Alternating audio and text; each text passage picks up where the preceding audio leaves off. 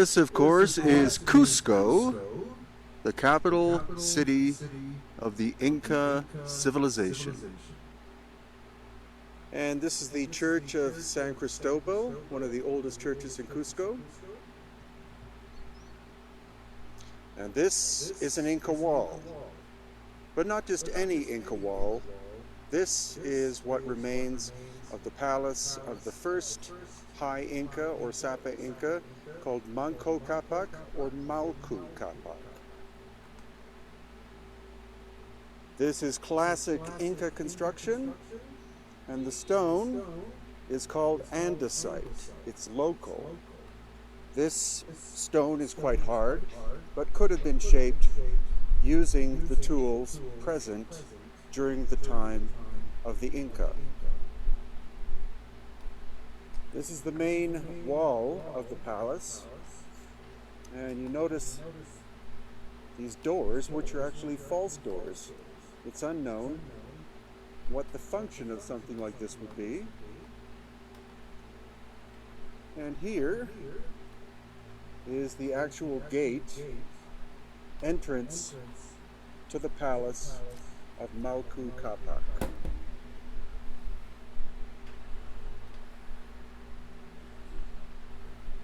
Now, if you've watched some of my videos, you've seen a lot of evidence of the fact that the Inca found an abandoned city and rebuilt it.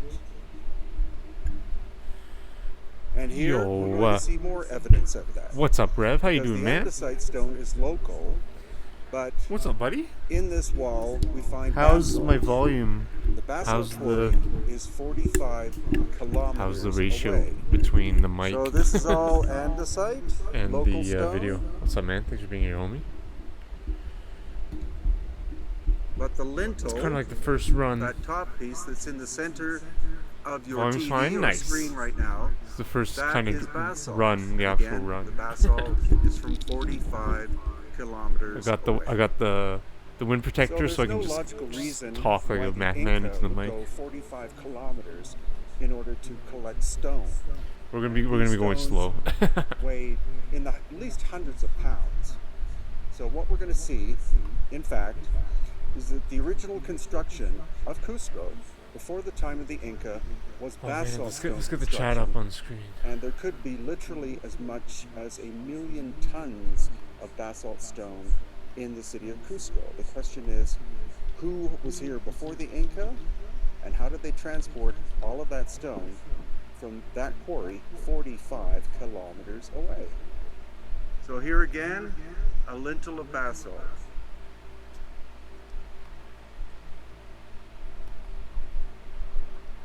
And again, another lintel of basalt. All of the lintels in this wall are made of the basalt stone. Clearly, the shape is also different, as you can see. You see the polygonal andesite stones, and then the more linear, rectangular basalt one. And here's a more massive chunk of basalt, weighing likely at least 1 ton. And more massive slabs from the quarry of 45 kilometers away. And in fact, the entire church is made of basalt. So it's highly unlikely that the Spanish went 45 kilometers in order to get all of that building material. So I think you're starting to see what I'm presenting, and that's that the basalt was here from a previous civilization that had the capability of moving sometimes massive slabs of stone from distant locations. Thanks, man. Something happened to that civilization, possibly a cataclysm, and then the city of Cusco. Yo, Rev, thanks, man.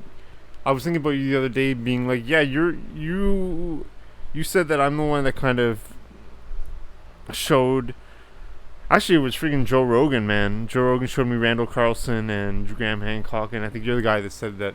You're the guy. You said that you bought Graham's book fingerprints of the gods, I think, or magicians of the gods, and you're reading it or some crazy shit. That's awesome, man. That's dope.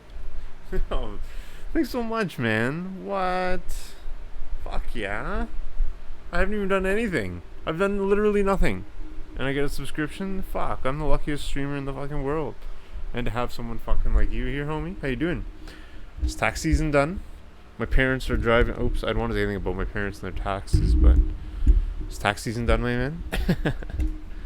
That's better like this. It's kind of ugly because I'm like, my face is right in front of it, but whatever. I'm sure the sound quality's better. This is a fucking $100 mic.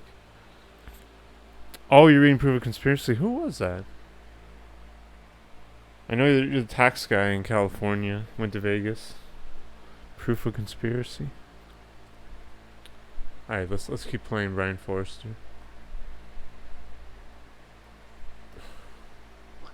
Was discovered by the Inca approximately How are we doing? Are we dropping 1,000 years frames? Are we ago. getting laggy? So far we've seen a few examples of evidence Thanks, Rap. I'm that there could have been the pre-workout flex. a more advanced civilization than the Inca here in Cusco. But if you're in an area and you see such evidence, of course, you keep looking. And that's what we're doing right now. I need to friggin' regain all that muscle. So here we have an Inca wall, Nice. or a rebuilt Inca wall, Okay, so but look what we find right next to it. This is megalithic. This is just stone on top of stone with filler. This is mortar-free construction of basalt. Oh, And back shit. to the Inca again. Nice, buddy. You got 1080p option. You got 1080p, 720. I'm now in 1080p. Hopefully you The get like all the upper options. is I haven't cruder streamed in a while though. and later. So clearly, whoever did this work was here I'm gonna make before a the coffee. people, as in the Be hanging Inca, out. who did this work. So that's the common theme. The later work is worse than the older work. The upper work worse than the lower work. And the Spanish work, which often is on top of the Inca, is even worse. So what's this?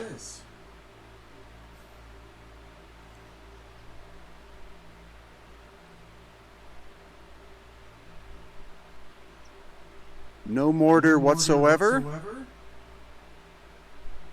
and crappy Spanish or modern reconstruction. And rather than the idea that the Spanish took this building apart, it looks more like something catastrophic happened to it. thanks for the freaking sub, man. That's so Especially when you see things like these cracks You're the man, Rev. Thanks, homie. and major breaks in the stone itself. That helps me out big time, you know. And here you have fine Inca polygonal work with bad reconstruction with crappy Spanish colonial work as compared Drop the to C that. word. He compared the Spanish. Now, in Oh, my book crappy. Aftershock, I put forward the theory that there was a massive cataclysm that destroyed all of the advanced cultures on the planet.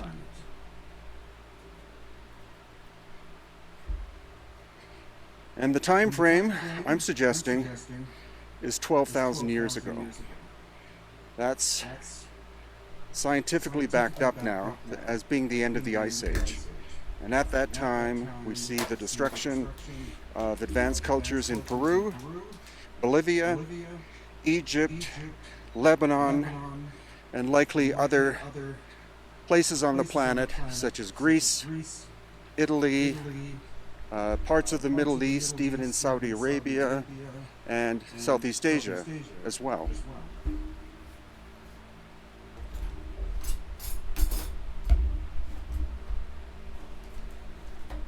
So that's just one speck of the evidence here in Cusco and the area, including Thanks, Brad. You're the Sacsayhuaman that man, has dude. megalithic elements, Ollantaytambo, even famous Machu Picchu. Machu Picchu's core is megalithic, could not have been made by the Inca civilization. New song.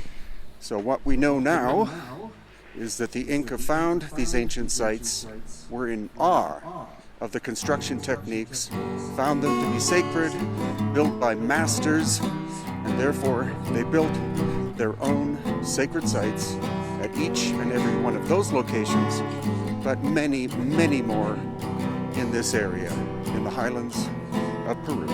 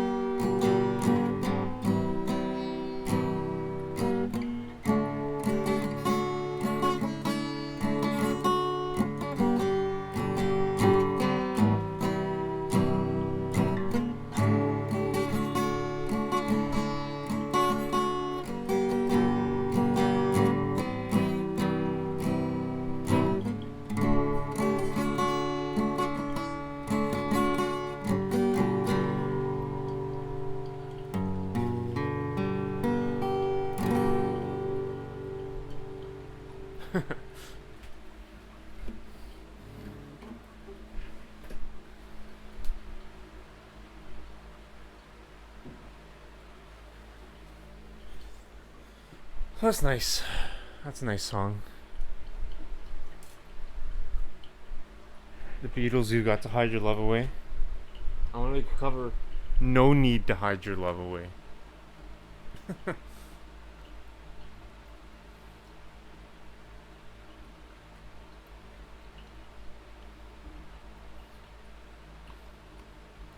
we get more of your we don't.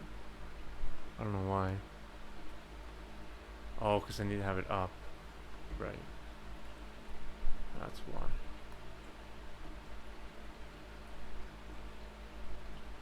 It's fine.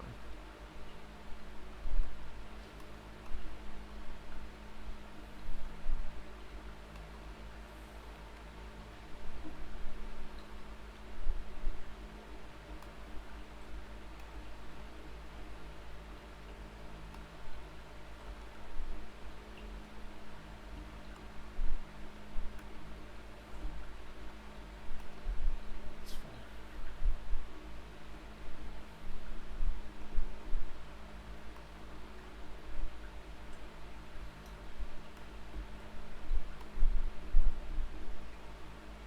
What are we gonna watch now?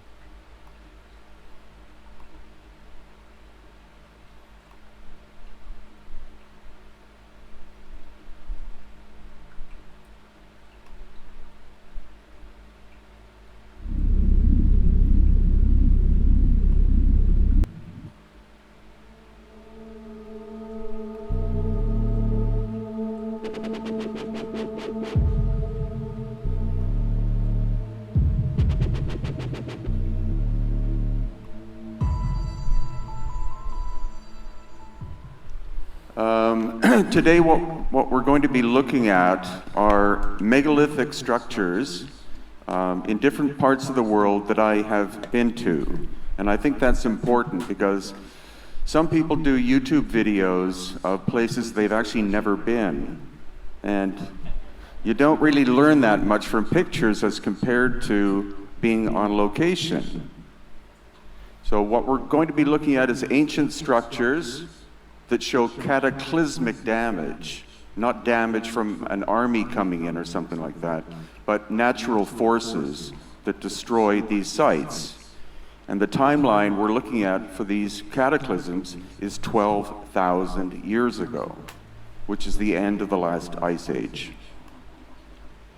So, does anyone know where this is? Machu Picchu, that's right. I've been to Machu Picchu 69 times, and I'm always looking at the stonework. So what you can see here is you see that line.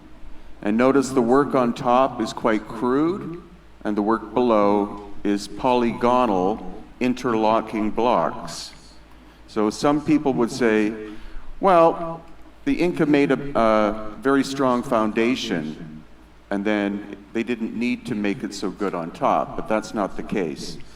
The Inca found, The Inca found Machu Picchu, decided that it was a holy site, and then they built their city around it. And this is the obvious evidence of that, because you see massive megalithic blocks on the bottom, pulled apart from east to west by a huge earthquake. And this is what the Inca found, and then they built on top. So you notice the difference in construction? It'll get more and more obvious as time goes on. And also Machu Picchu means the ancient mountain, or the ancient place. So they wouldn't be describing that if they had built the whole thing. They found it, and then they built there. Now, there are flood myths from 200 to 400 indigenous cultures that talk about the time when their world was destroyed. It could have been an island or a larger landmass. And what this coincides with is events that happened during the Younger Dryas between 12,800 and 11,700 years ago. Of course, Graham Hancock goes into this, Randall Carlson goes into this, and it was a major series of cataclysmic events that happened that destroyed most of humanity. And it was a force that came from outside of our solar system. There are different theories. Some people say it's a comet, some people say different things, but we're going to go through all of the theories related to that. So Plato, of course, with Atlantis. The timeline for the destruction of Atlantis is around 11,700 years ago. So he was describing actual events. Most academics will tell you he made up the story, but Solon, who was his teacher, learned it from the ancient Egyptians.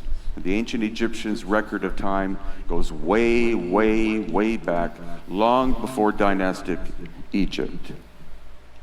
And so he described a city, not necessarily a continent, but the city of Atlantis, which was concentric rings like this. And what's great about modern travel and modern research and the internet is that some people believe Atlantis has been found. It's a series of concentric rings like that, and it's located over here in Mauritania. So you can see from here, it's called the Rishat structure. And you can see that the land to the west of it looks like it's sloughed off and has gone into the ocean. So it's possible that this is Atlantis that has been found. Not the continent, the city. And this is what it looks like. Plato describes it as having mountains to the north and then the ocean to the west. And there are unknown structures or unresearched structures that are located in this area. I know two people who have recently been there, and who knows, maybe Atlantis has actually physically been found. So I believe what happened around 12,000 years ago is that our planet was hit by a series of cataclysms. And how can we explain properly the reason why our planet is tilted 23.5 degrees? It doesn't sound like that's a natural thing. It should be vertical. And quite possibly, what happened was this impact, where the red dot is, in Greenland. And that was only discovered a few months ago. You can see right up there where it says the Hiawatha Crater. And that was a meteorite that struck Greenland, and it had the force of something like 1,000,000 times that of the Hiroshima bomb. So that wouldn't simply have affected the local area. It could have shifted the tilt of the planet, and then the planet restabilized at 23.5 degrees. And that's where it's located.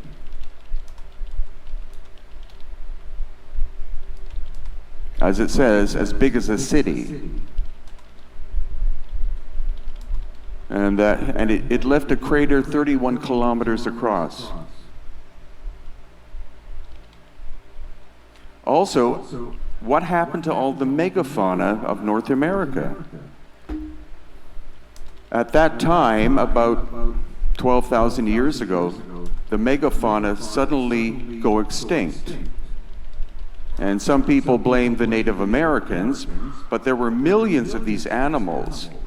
So the theory is, and the same thing with the woolly mammoths that were found flash frozen in Siberia. One day they're wandering around chewing on buttercups, and the next moment they're flash frozen.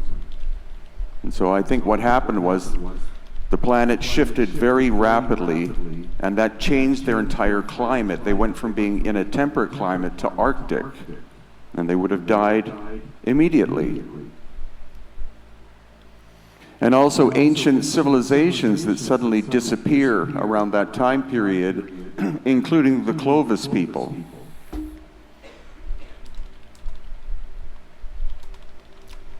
So one theory was by Allen and Dallaire, and they believed that a giant comet broke up and struck the Earth in different places, causing almost total devastation. And the date, 9,500 BC, or 11,500 years ago. I'm just going to use the ballpark figure of 12,000 years. And then also Barbara Hand Clow. She came up with a concept called catastrophobia. And she believes what happened was that the survivors of this massive cataclysm hid in caves in order to protect themselves from another impact coming, and that would be what we call the caveman period. And it took 6,000 years before they were able to come back out again. And that's when we have the rise of Egypt and Samaria and what they called the first major civilizations, but it wasn't. It was a renaissance. Those that survived rebuilt, and they had lost most of the information from the past. So she calls the concept catastrophobia. And then Dr. Paul Laviolette, who is an American physicist, he actually believes that the core of our galaxy, which is a black hole, but it's not a black hole that constantly absorbs energy. Every once in a while, basalt below, which is that. So it's quite clear that the Inca found this and then built on top of it. And another location called the Sun Gate. Once again, you see these massive blocks that fit together perfectly, and then relative rubble on top. So this is the Inca work on top of the megalithic. And an even more obvious example. This again is the Coricancha. So what we're looking at, this is the original construction here, perfectly tight fitting.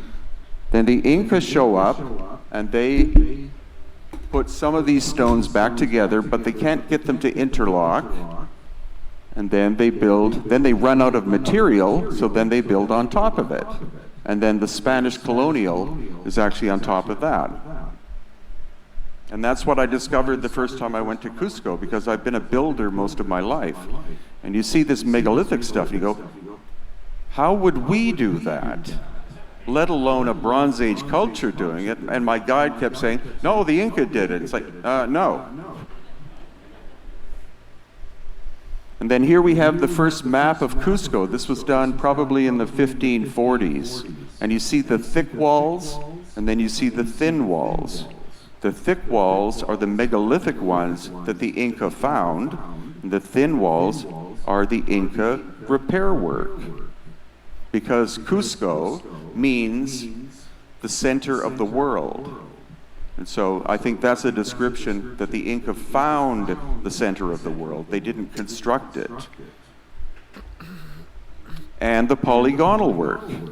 Every stone a different shape and size, interlocking perfectly. Now that would be incredibly difficult for us to do today.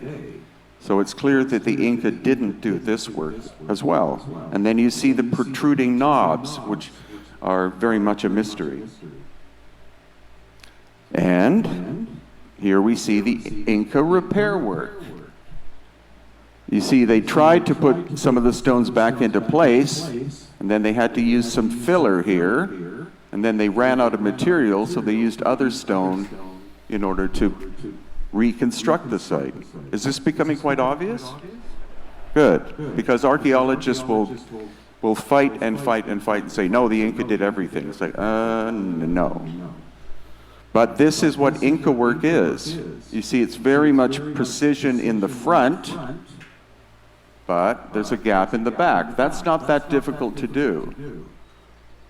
So they wanted their work to harmonize with what they found. And this is Sacsayhuaman. Some of the stones at Sacsayhuaman weigh 125 tons. And they still interlock perfectly. Any gaps are the result of ancient cataclysmic damage. And whoever these ancient builders were, they were also playful. Because you see here, that's the shape of a puma's paw that they integrated into the shape as they were constructing it. And then you see this really rough work, that's Inca repair work. And this is one of the last Inca palaces that was built, and it's made of adobe, mud, and rough stone. So if the Inca had the capability of doing the polygonal work, the royal Inca would have had a palace made of that. So it's night, and it's not simply shades of gray, it's night and day, the difference in construction style. And now we are at Ollantaytambo, and that is an Inca construction. Once again, you see it's rough stone and adobe mud, and in the same location, we have this. This is also at Ollantaytambo. Those stones are incredibly, some of them weigh 65 plus tons, and the quarry is on top of that mountain. So they had to take the stone down the mountain, across the valley, and up here. Not that simple a feat. So obviously the Inca found this structure, and then they did their construction on the sides. And this makes it obvious. Also, no reconstruction was done after the arrival of the Spanish conquistadors, because any sacred site like this, the Inca were forced to abandon it. So this is like a time capsule we're looking at. And Machu Picchu. Machu Picchu means the ancient mountain. So I think that's what the Inca called it when they found it. because this there's a lot of construction on top of this one. This is Huayna Picchu, which means the young mountain. So I think the Inca were distinguishing the difference between what they found and what they built. It is what it is. And then here, you see relatively rough construction on the left-hand side and perfectly interlocking work here, with the top two rows being kind of rough because that's an Inca reconstruction. And here again, huge stones on the bottom and rough ones on top. Now the Inca abandoned this site as soon as the Spanish arrived, and so it's like a time capsule we're looking at. And here, you see this. You see the damage here. So this wall on the right has sunk down into the ground by more than a foot. And I was there with a geologist, and she said that would be a huge earthquake pre-Inca.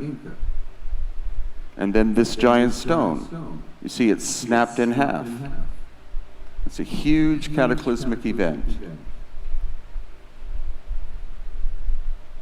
And then we are at Tiwanaku and Pumapunku in Bolivia. You see these massive stones here, and then the relative rubble built on top of it. So this is the original, and then this is the construction done by the Tiwanaku culture. They found a megalithic site, and they rebuilt. And this is the quarry where there are two types of stone at Pumapunku. There's a gray andesite and then a red sandstone. This is where the gray andesite came from, and it's about 70 kilometers away from the location. This shows you this is the gray andesite. Those are the famous H blocks. And then this massive thing is the red sandstone. And there are 7 of these H blocks, and contrary to what you've been told, excuse me, each one is a different size. So they weren't produced in a mold. Each one was handcrafted. So the theories of, well, it was a wall or a launching pad or something, that doesn't make sense at all. And the excavation that was done at Pumapunku, they only went down 2 feet. And then when I asked the archaeologists, well, why don't you dig deeper? They simply would say, because there's nothing there. But my friend Antonio Portugal took ground-penetrating radar, and they found that there are some massive chambers underneath this location. But the problem is that the government of Bolivia believes the Tiwanaku culture built all of this because they were their ancestors. And so excavations here will probably never continue because it would be culturally harmful. But we see obvious evidence of an ancient cataclysm happening in this location. A giant wall of mud came from Lake Titicaca and covered and buried Pumapunku and Tiwanaku until the Tiwanaku culture rediscovered it about 2,000 years ago. And that's the precision of these stone blocks. Technically almost perfect. The Tiwanaku culture were a Bronze Age civilization. They could not have done this. These H blocks are almost laser perfect. And here you see the incredible precision. It's such an anomalous, bizarre place. I've been there, I think, 60 times, going back in a couple of weeks. It's one of the most amazing ancient places on the planet. And the gray andesite stone is very magnetic, whereas the red sandstone isn't. And if you take a compass and actually push it into one of the slots, it'll rotate by 270 degrees. And then when you pull it back, it goes back to its original position. So that's something I'm researching or working on right now. And the famous sun gate. It weighs about 10 tons. And again, the quarry is around 60 kilometers away. And you see this fracture in it. So some cataclysmic force came and broke it in half. Then the Tiwanaku people show up. They raise it back up again.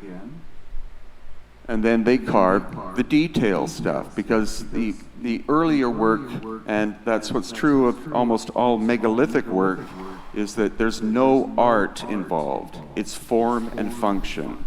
That's why the interior of the Great Pyramid doesn't have any hieroglyphs, because it was built to perform a function, not as a funeral place for the dynastic Egyptians, until later. That shows you what the Sun Gate looked like in the 16th century. What this after? And excuse me, academics. Academics still believe that these are the tools responsible for doing all of this work. Bronze chisel.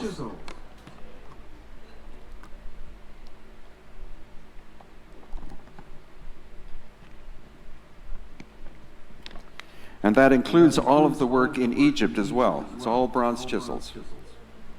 And Christopher Dunn, who some of you may have heard of, who's a very brilliant engineer, he used to go on TV shows with a bronze chisel and a piece of granite. And he would make one strike, and the bronze chisel would bend. And the answer the Egyptologists had to that was, well, they had 100 workers lined up on a table, and then with every strike of the bronze chisel, they would resharpen it. So it's like, I don't think so.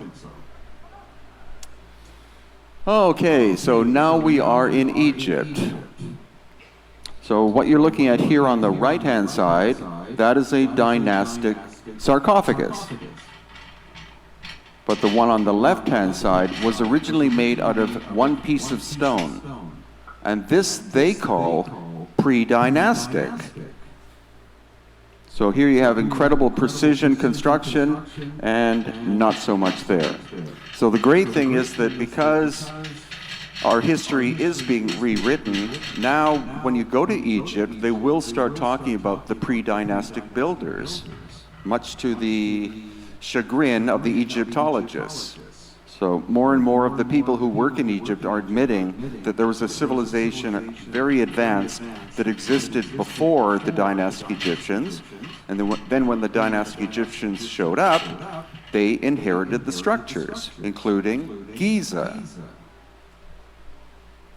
So this is, this is great too. This is a box, some would say a sarcophagus, but it's a giant box that is in the Cairo Museum. And here you can see that's where a saw was cutting the lid off of the box, and the saw went out of control and broke the lid. And then when you look at the actual saw marks, you can see that it was two parallel saws, one running on top of the other, and penetrating the stone by about 2 millimeters per revolution, which is beyond diamond technology. And that shows you the saw marks there.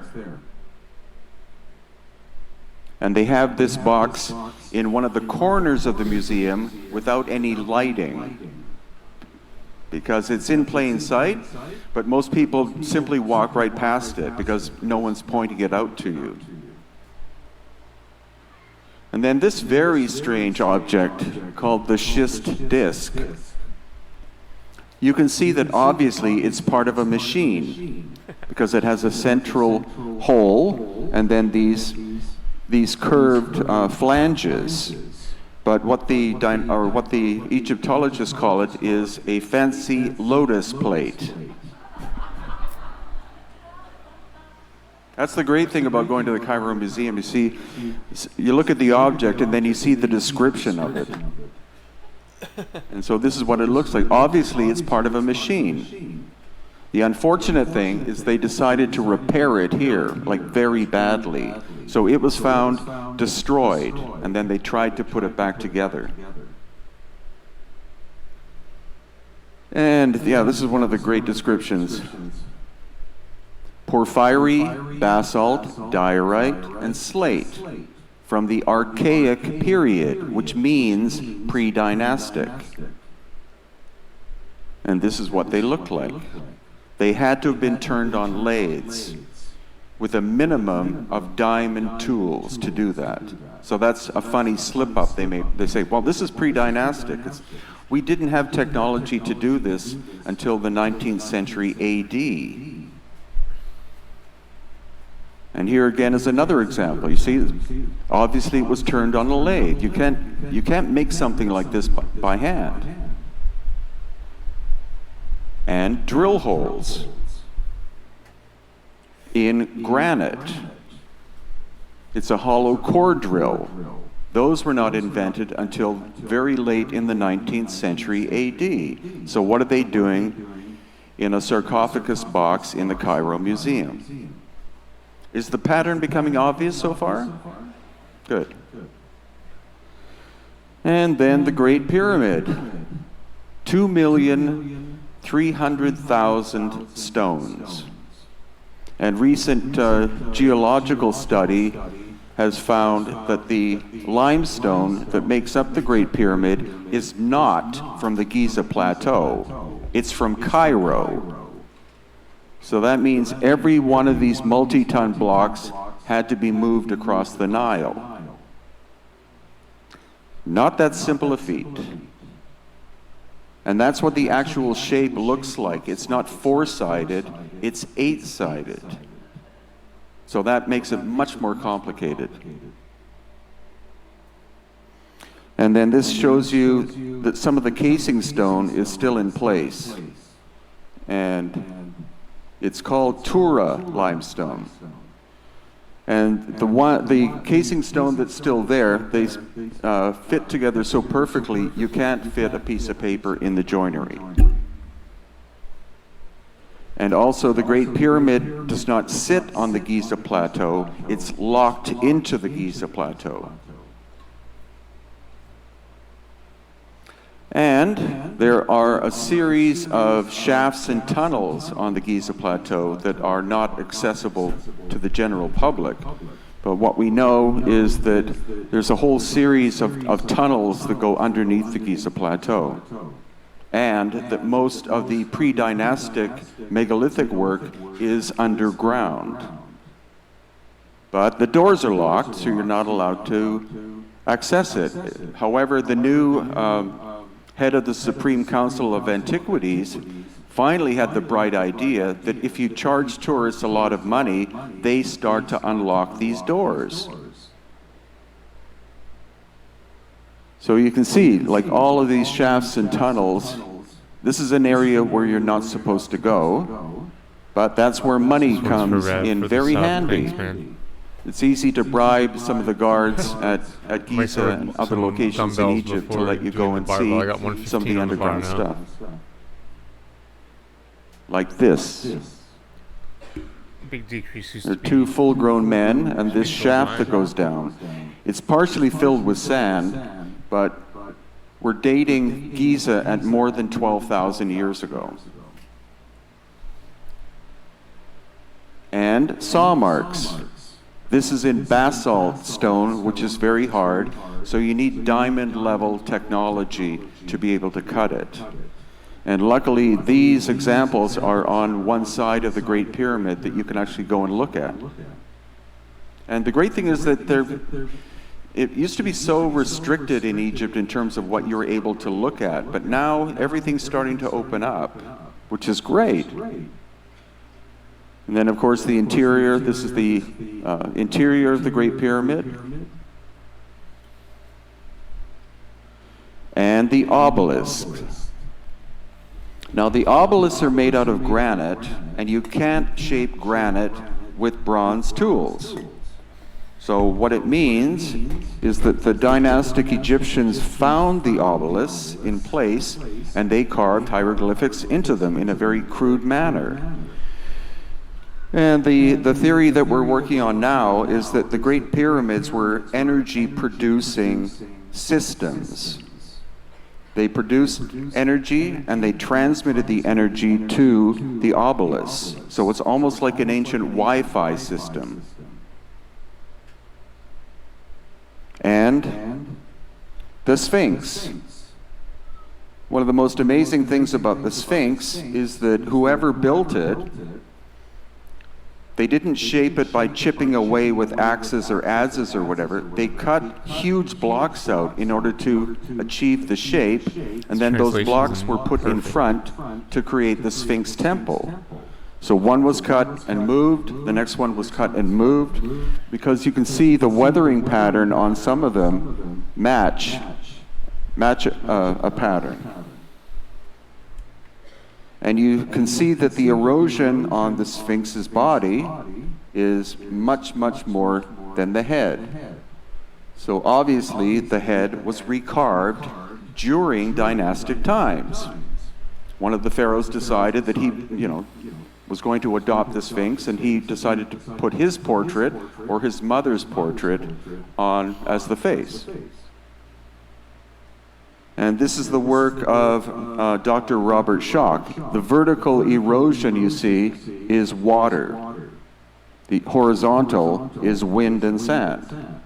So when you look at a climate model, that tells us that the water erosion is at least 12,000 years old.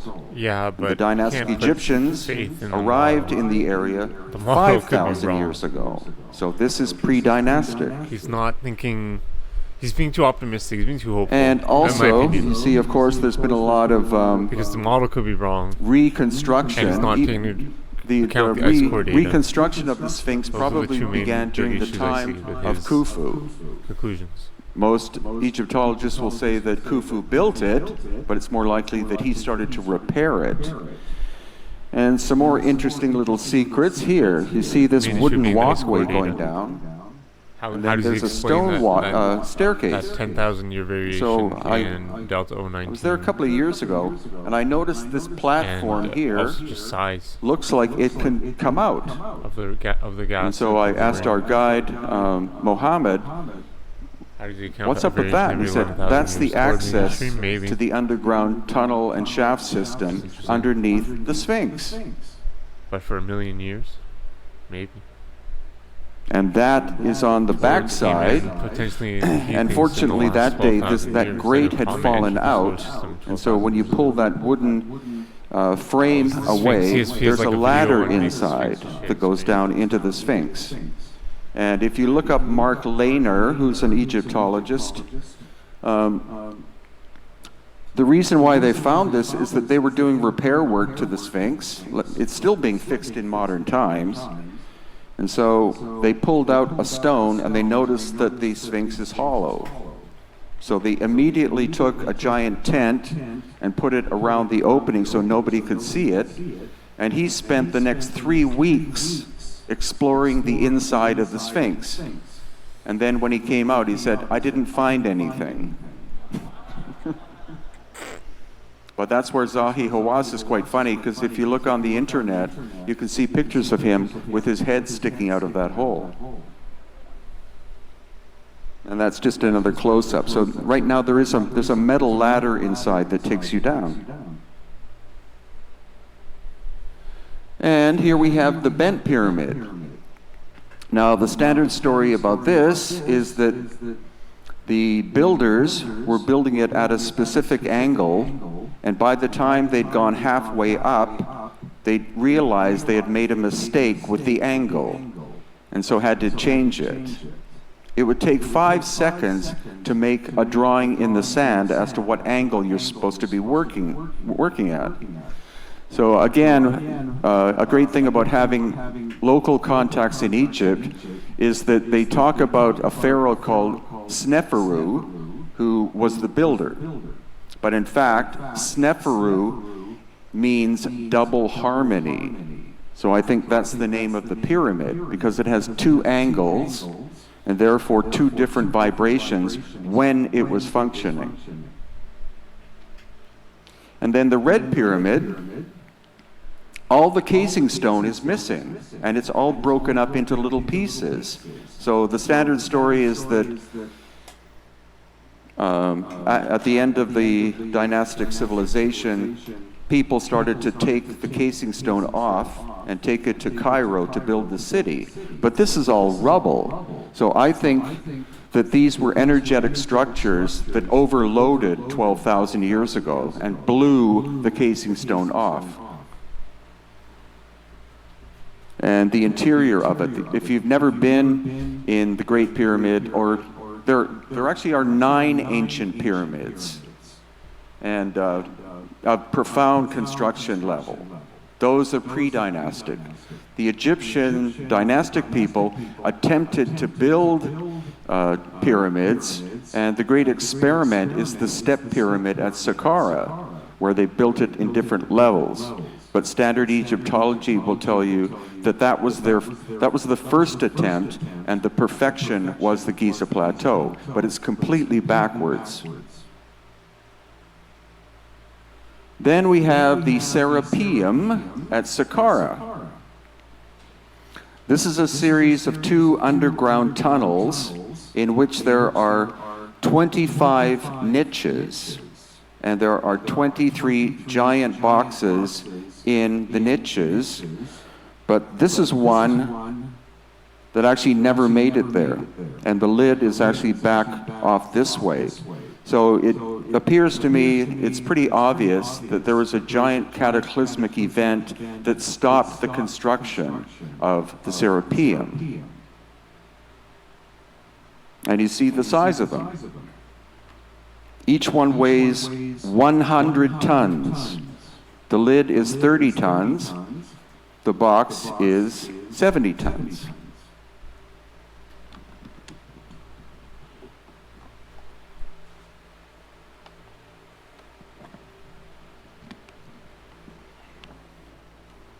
And again, the standard story is that they were built to house very special Apis bulls, but no bull parts have ever been found in them. And in fact, of the 23 that are intact, when they were discovered in the late 19th century, all of the lids had been moved open except one. So the archaeologist at the time took gunpowder and blew the side off to see what was inside. And there was nothing inside. So this shows you the level of precision. A polished surface. The lid would hermetically seal the box. So what was the function? And these came from, the stone is from Aswan, which is in the southernmost point of Egypt. So they had to be cut from the quarry, moved several hundred miles. And the interesting thing about this one is that it's unfinished. So that further complicates it. So that shows us that they were roughed. They were roughed out, and then they were brought into these tunnels that show no soot marks on the ceiling. It's pitch black. Then they had to maneuver the box into its niche and lower it down, and then take the lid and finish it inside and get the 30-ton lid put on top of the box with a perfectly precision fit. You know, that is lost ancient high technology. That's not a bunch of slaves. And if you look at the hieroglyphics, they're incredibly rough. You see the difference between the hieroglyphics and the surface. So standard archaeology will tell you that it was all done by the same workers. But it's obvious that the boxes were found by the dynastic people, and they carved the hieroglyphics into the surface. And this is the interior. Again, the intriguing thing that we're just starting to work on is figuring out why certain types of very hard stone was used and brought from a great distance. And this box responds only to one tone, and that's ohm. If you ohm inside the box vibrates. So that starts to give you an indication of the function. It was a vibratory instrument of some kind, later maybe used as a tomb by the pharaohs. And this is possibly the oldest calendar or zodiac in the world, located at Dendera. And experts in astrology can decode this, and they believe that it dates from about 11,700 years ago, and it's depicting the end of the cataclysmic period. That's a copy. The original is in Paris. Thank you, Napoleon. And of course, these things, you know, what looks like a helicopter, looks like a tank, and looks like a submarine or a plane or something like that. They look like that. I've been there 7 times, and every time I look, I go, yeah, that's what they look like. But supposedly what they actually are is that succeeding pharaohs, some of them were so jealous of their ancestors that they would simply go to where their ancestor had carved hieroglyphics and carve deeper into it to obliterate the ancestor, and especially Ramses II. His name is all over the place. So it's believed that actually it's a very complex series of different layers of hieroglyphics, but they still look like a helicopter and, thing to me. Then we have the Osirion. And I'm not in there because I necessarily like to have my picture taken all the time. I'm there for a sense of scale. But we've only been allowed inside once. And you can see the size of those stone blocks. Once again, it's Aswan granite, so it was moved hundreds of miles from southern Egypt. And then the walls in the back are actually quartzite from Cairo. And the whole structure is underground. That's how it was discovered. They actually broke through the roof, and then they went down and found it. And another fascinating term that Egyptologists like to use is symbolic tomb. If they can't figure out what it actually is, it has to not simply be a tomb, but a symbolic tomb.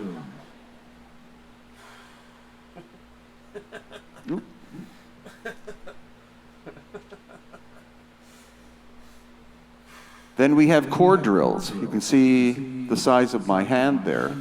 So that's a core drill about that big. And technology like that was only invented, as I said, in the late 1800s AD. But you find them all over different locations in Egypt.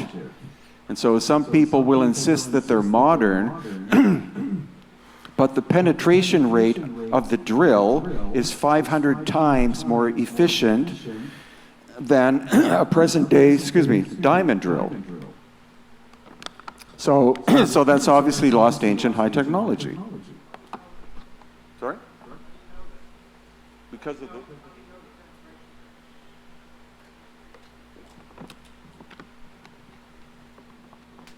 Well, because I got to go to Egypt with Christopher Dunn, who's a master machinist, and he can measure the feed rate, which is the penetration rate of the bit, and he said it's 500 times more efficient than what we have now, because it's penetrating at about 2 millimeters per revolution, which is way beyond diamond level technology. And here's another interesting piece of stone. You can see that it's cracking and falling apart.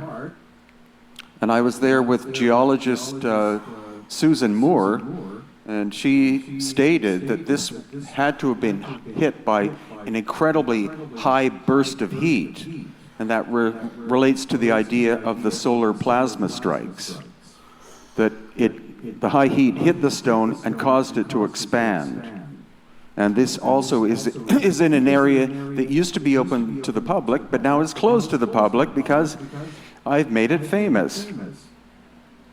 And this shows you the grain structure. You see, on the outside, it's very fine, and on the inside, the crystals have expanded. So that's heat expansion. And here too, this, this is at Karnak. And you see the surface is here. The surface is sloughing off. That's not simply from wind and sand. That's from a blast of heat, probably a solar plasma strike that hit. And here again, This is the central access at, or the central avenue at Karnak. And when you take a compass, everything should be north, south, east, and west. And this avenue is off by 23 degrees. So that's telling me that it was constructed when the planet was vertical. So I think that happened about 12,000 years ago. And then these things, these giant statues made of granite at Luxor, they're all, everyone states that these were made by Ramses II. Because here's his cartouche. But if you notice, the cartouche goes over a dagger. So that tells me that this was done during the time of Ramses, but the statues themselves are much, much older. And every one of them that they found buried underground. And I think, again, that's the result of a giant cataclysmic event that happened. And this is the work of Christopher Dunn. So you can see the precision is incredible. And during Ramses' time period, the hardest tool material they had was bronze, as in bronze chisels. And you can't shape bronze, or you can't shape granite with bronze. So these, I believe, very much are pre-dynastic. Then the Colossi of Memnon. The figure itself is 720 tons. And that's one piece of stone. Yo, what's up, Pleasant Ostrich? And then the base is about 300 tons. And the quarry for the quartzite is 400 miles away in Cairo. So again, I believe this is a pre-dynastic construction. And the damage to the surface here, I had Susan Moore with me, and she believes that's heat damage because the figures are facing east. So sunrise comes up, solar plasma strikes the front of the statue, vaporizes all of the vegetation and other life forms there, and then 5,000 years ago, the dynastic Egyptians show up, and they adopt all of this. What's up, man? Hope you're doing well, man. And this is another giant statue. Kurt's there for scale. But it was originally one piece of stone and granite and weighed more than 1,000 tons. That's one piece of stone. How would you transport that during dynastic times? It's shattered into pieces, and the back side of it is completely scorched. So that again is an example of the plasma from the sun striking the object and making it explode about 12,000 years ago. And then the Valley of the Queens and Valley of the Kings. What's up, man? Welcome, man. I got a nice mic. There's no way that those tunnels in the Valley of the Queens and Valley of the Kings were made during dynastic times, because the scale is just enormous. You're allowed to go into a couple of them, and there's 300 SNES controllers. I might try some Kaizo Mario. So I think the dynastic people inherited these and then made them tombs. I don't want to advertise myself as that because hopefully I'll improve, but... And here too, this is in the area of the Valley of the Queens and Valley of the Kings. We got to walk around in a tunnel underground for half an hour. She's a good player. And then when we came out, we asked the guard who let us in how far it goes. And he said the Valley of the Queens and Valley of the Kings are one entity. They connect. Yeah, I got to check my levels after. So that's a huge tunnel system that was built. Not built by the dynastic people, but pragmatically used by them as tombs.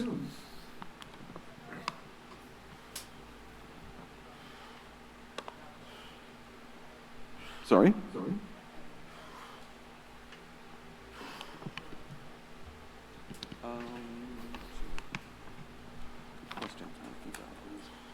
At least a couple of miles. Yeah. But again, that's the whole thing. One common thing is they say, A lot of ancient Egypt is still underground, but most Egyptologists will say under the sand. But it's not. It's constructions underground. And that's why they limit access to it, because it blows the whole theory that the dynastic people built everything.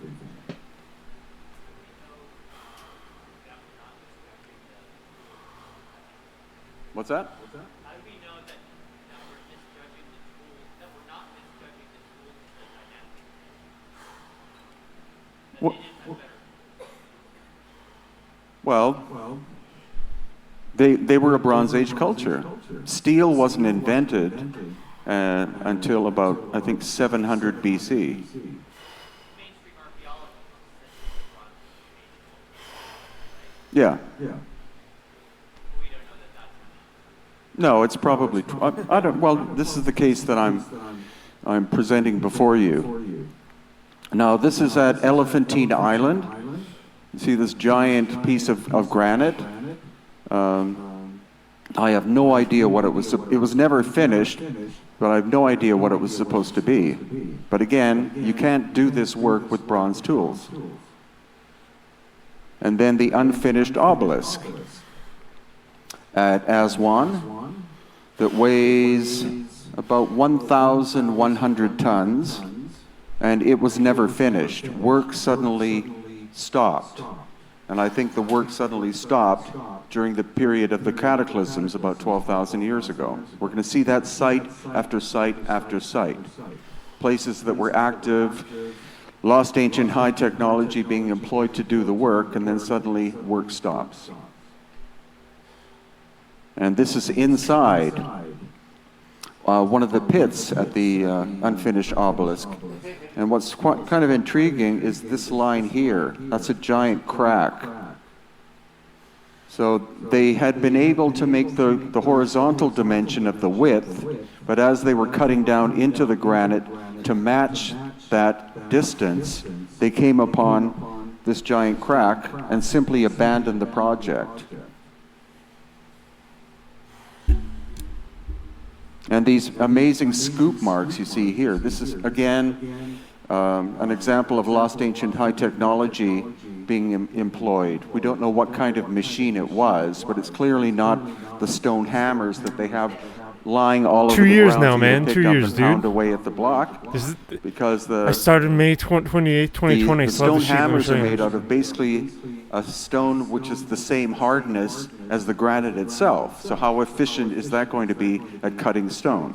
But they do that to, you know, as a way to try to explain how this works. But a number of my videos shows us members of our tour groups taking one of the stone hammers and pounding away at it.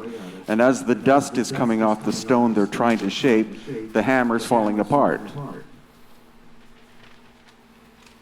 Then we're at a site called Tanis, which is in the Nile Delta.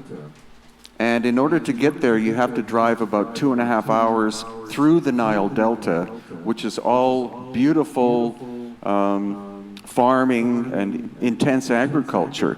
Then you get to this hill, which has, I think, 5 plants growing on it. It's devoid of life. And also the surface is like walking on the moon, because it's like flour that comes up. So I think this is another example of where there was a plasma heat strike in this location and just blew the whole thing to pieces. Because also it's about at least 1,000 kilometers from the Aswan quarry, and we find tons of giant granite blocks, but they're all broken. And this is going to be controversial, but you see, this has some very crude hieroglyphics in it, or on it. Then you have these massive deep ones, like that. And if you put your finger in and move around the contours, it's like a router was put in to shape it. And again, most likely, the dynastic Egyptians had, at very best, meteorite iron. And so meteorite iron is not too efficient at being able to cut into granite like that. Actually, I'd prefer if you leave questions till the end. And here you see this discoloration. That's heat scorching of this statue. And part of the arms are gone and the torso. Every stone there shows heat damage, and there's nothing intact there. And this is a dynastic reconstruction of some of the stone blocks that they found. Some with hieroglyphics on them. And this is quartzite. Now the light color is what natural quartzite is, and the discoloration is from at least 2,000 degrees Fahrenheit scorching. So again, that goes towards the idea of heat scorching from plasma strikes. And this foot, according to, I can't remember which archaeologist it was that was working on this site in the 19th century, but this foot was part of a giant statue, and the parts of it are lying all over the place. And he estimated that it was originally 150 feet tall, made of one piece of stone. Again, that's not something that copper or bronze chisels can achieve. And this is my wife with the lid of a giant box, also at Tanis, and you can see the surface is basically sloughing off. That's not the result of wind and sand, that's heat scorching. And then this is a quartzite statue, and you can see the toes are melted, because quartzite is mainly it's a silica glass. So if you strike it with very high heat, it melts. Whereas with granite, because granite is made up of different types of minerals, it basically explodes if you hit it with high heat, or the surface will start sloughing off in an uneven pattern. And this statue as well.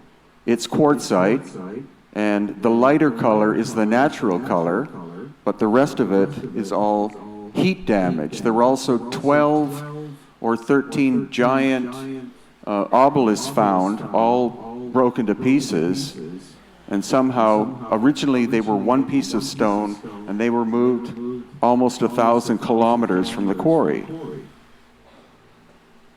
And this is another example of the heat scorching. You see the light color is what quartzite normally looks like, and then the discoloration is from heat damage. And now we have the Osiris shaft. That's the second pyramid in the background.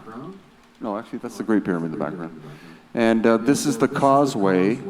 Actually, this is the causeway going up to the second pyramid. And so the Osiris shaft is one of those things that was never open to the public.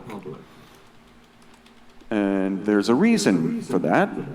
But the new head of the Supreme Council of Antiquities decided that they could make a lot of money if they opened up these places which had been forbidden before. So before him was a guy called Zahi Hawass.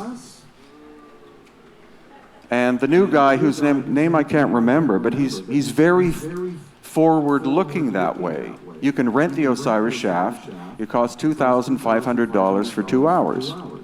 So it's not open to the general public, but you can rent it.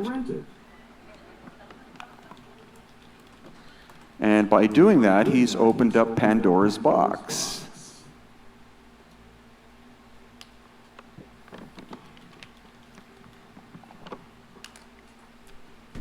Yeah, it was opened up, I think, about two years ago.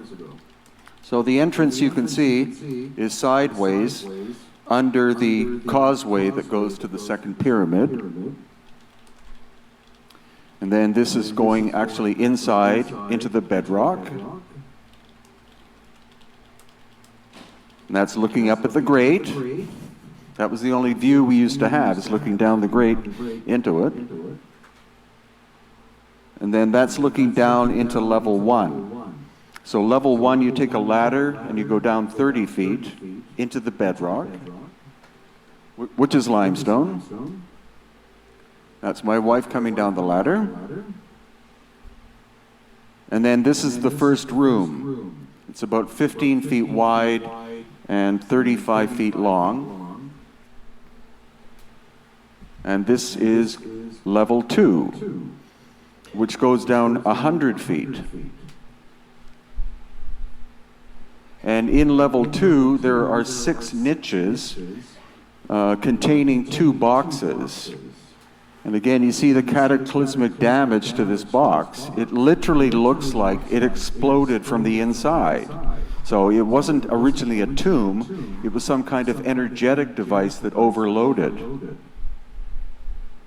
And then this is the other box with the lid ajar, and it's coated with this strange goo-like material. And luckily, I was able to get a sample of that, and it's being analyzed right now as to whether it's organic or inorganic or whatever. And the stone is called dacite, and dacite does not exist in Egypt. So it was brought from somewhere else. And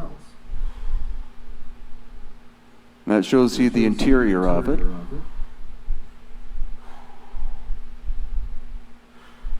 And that's level 3.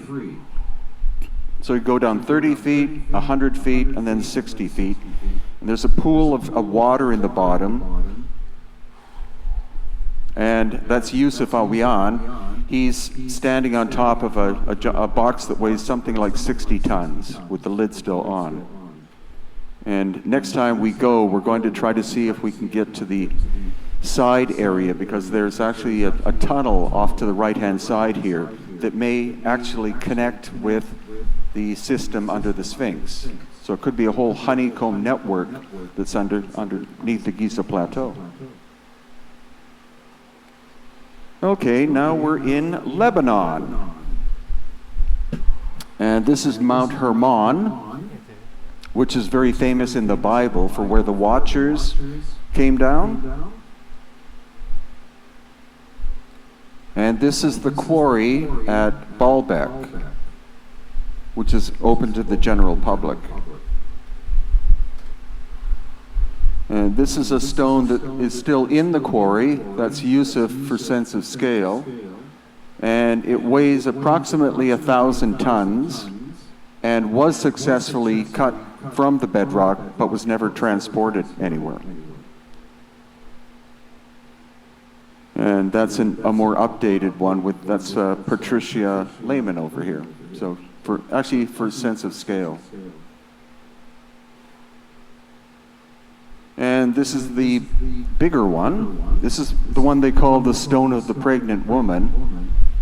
And when we went last time, which was about a month ago, we found out that it was actually a very bad translation from the French.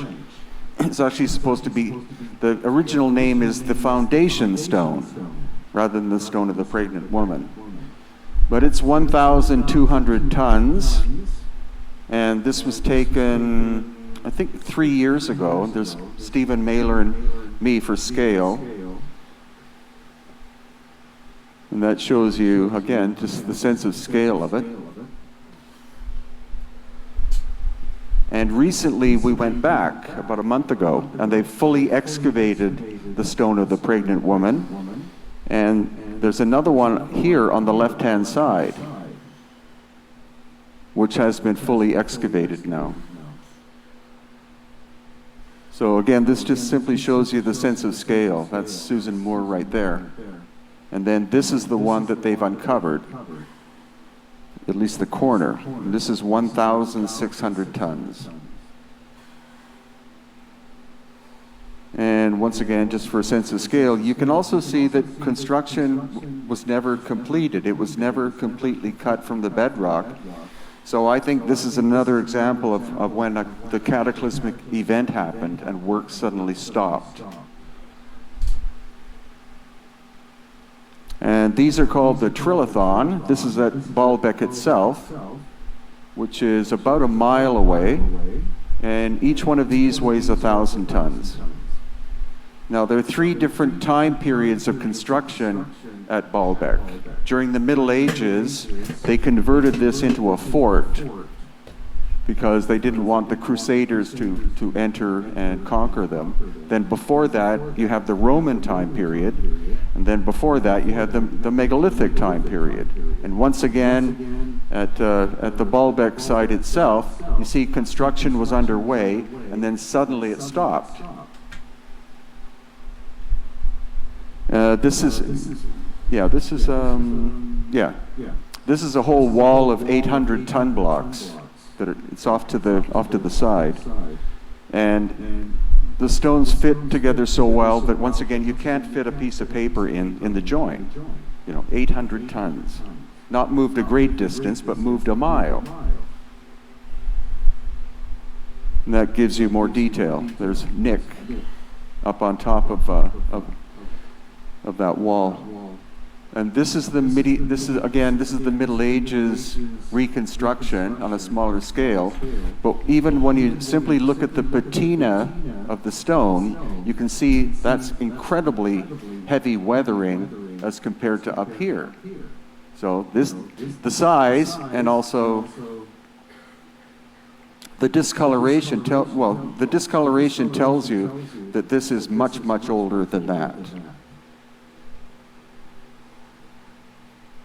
And this is simply an updated photo of our recent trip there. And then on the inside of Baalbek, here are some people for a sense of scale.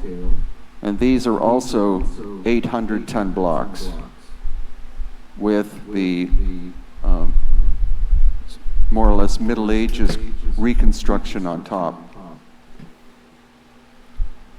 And these, I don't know.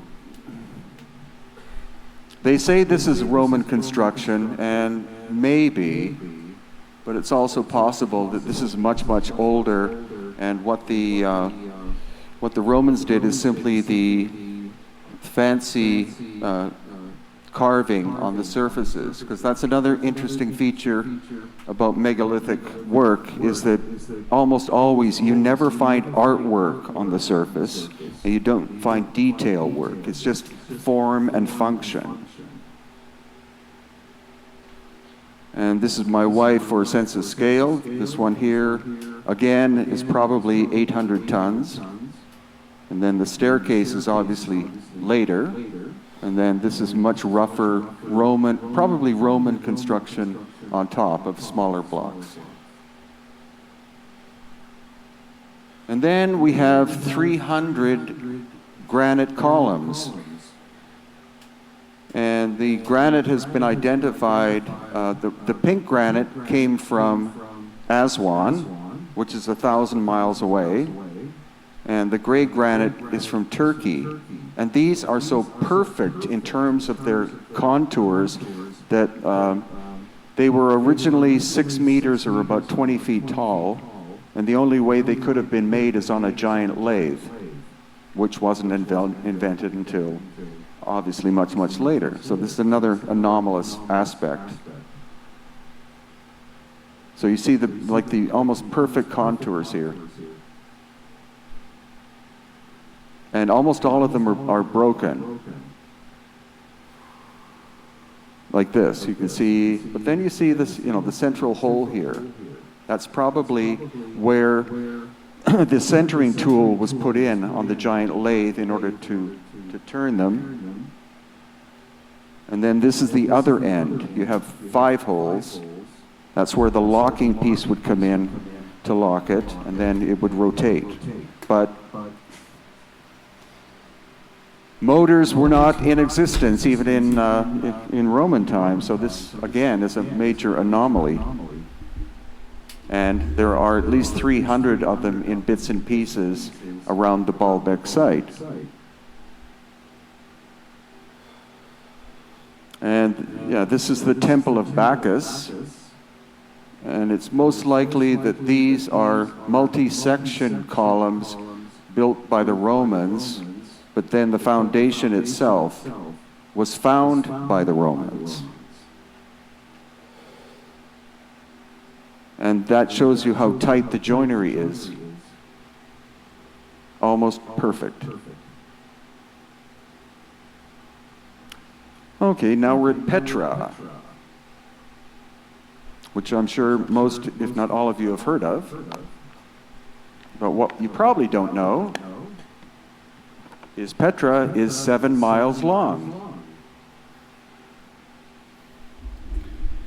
Yo, Baron Backhawk, what's up, man? How you doing, man? Of course, you know the famous scene from Indiana Jones where they show the treasury. Yo, That's things are good, homie. 3% How about you, of dude? Petra. Yo, let me show you. Change the office, buddy. Check it out. This is what's called the seek. This is how you get to the treasury, and it's a mile long. It's not just like a few hundred feet you go and then it's there. And it has these water channels that are carved into actually both sides into the bedrock.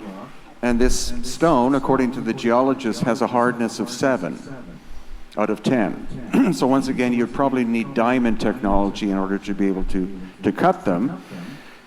And the standard archaeological story is that people called the Nabateans constructed this around 200 BC. But I don't think so. I think they found it abandoned and then they repaired it, just like the Inca did and like the dynastic Egyptians did. And also, since this was my second time, the first time you ever go anywhere, all you can do is get a general view of what something looks like. But then after that, because I'm focusing on cataclysmic damage and signs of that, then after looking at video that I took the first time, I kept seeing these discolorations in this material. So I went back with Susan Moore, the geologist, and on all of the western faces, you have scorch marks and melting of the stone. So I think this is another candidate for the solar plasma strikes that happened, we believe, and Dr. Robert Schoch believes, happened about 12,000 years ago. And then you have, this is the part you all know of. This is the treasury. But if you look carefully, you'll see discoloration on the right-hand side. And so it's my theory that the Nabateans, who were there, and they were very successful traders, that they became so wealthy eventually that they hired some sculptors to come from Greece and to do the ornamentation on the surfaces of the treasury. And then after that, they probably ran out of money.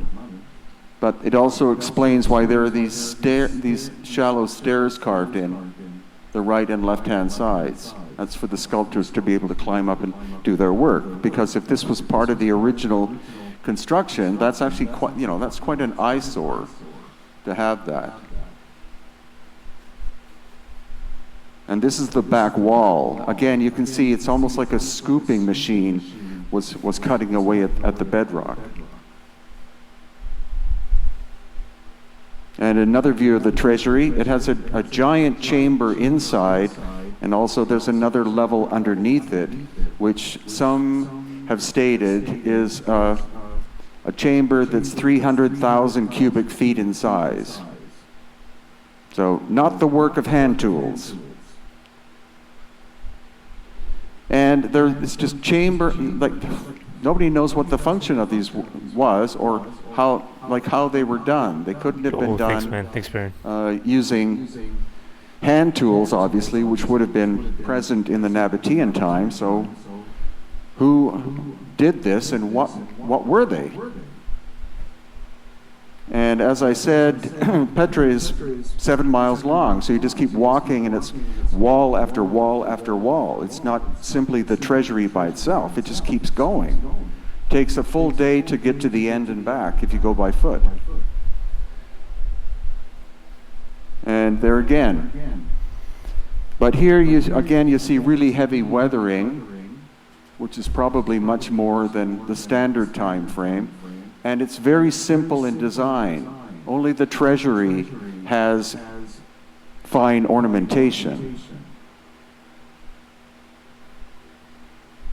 And here again is where somebody cut some steps in to the surface to get up to an aqueduct that was carved into the surface here, and then later repaired by the Nabatean people with clay pipe.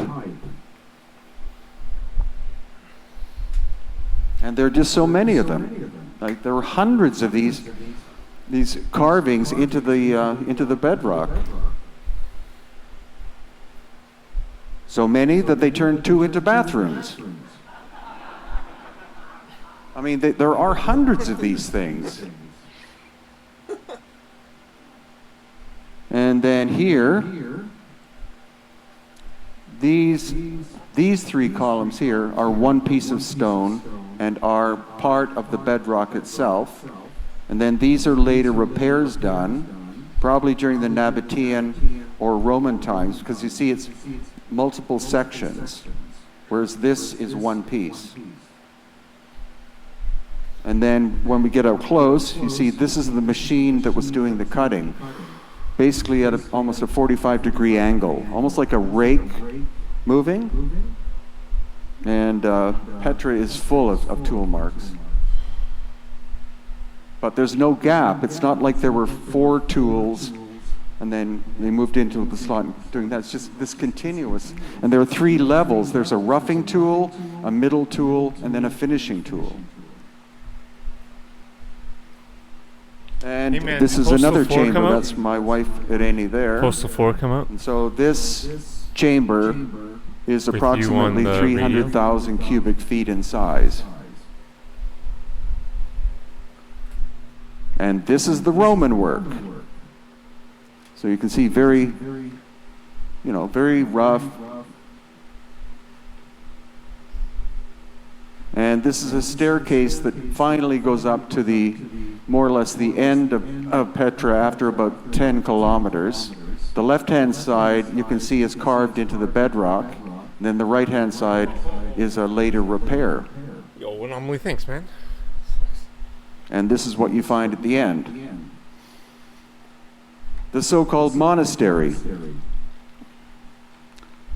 So you can see it's quite simple in design, and this is probably what the treasury initially looked like until the Nabateans arrived and hired the Greek sculptors to do the finishing work.